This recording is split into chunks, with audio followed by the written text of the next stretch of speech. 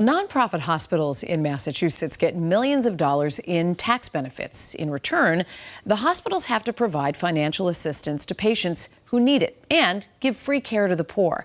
But some patients say they're in debt because they didn't get the help they were entitled to. WBZ's chief investigator Cheryl Fiandaca digs into the cost of care. Rushed to UMass Memorial Medical Center in Worcester with an injured foot.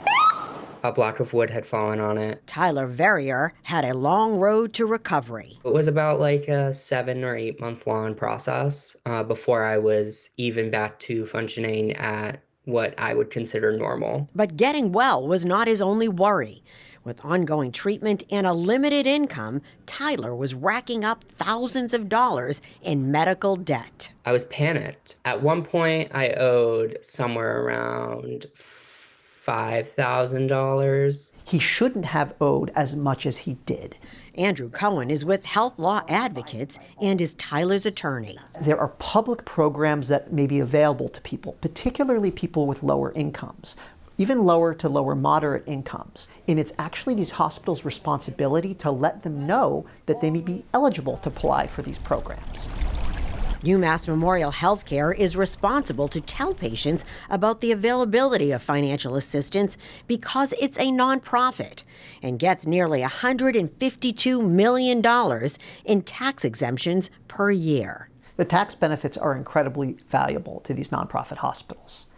And they really should be providing what we call community benefits to benefit the community. And a very key community benefit that hospitals provide is charity care for their patients who can't afford their bills. The I-Team asked UMass Memorial for an on-camera interview.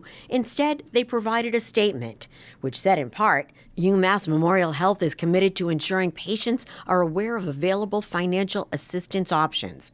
All patient billing statements include information about the availability of financial assistance. It also said it does not comment on individual patient billing. Almost every bill has gone to collections. It has been treacherous. They are hounding me daily. But the hospital didn't do all that it should do in terms of helping him. IRS records uncovered by WBZ and the CBS News data team show Tyler is not alone. In 2021, UMass Memorial attempted to collect more than $6 million from patients who were eligible for financial assistance. This is a problem across the board.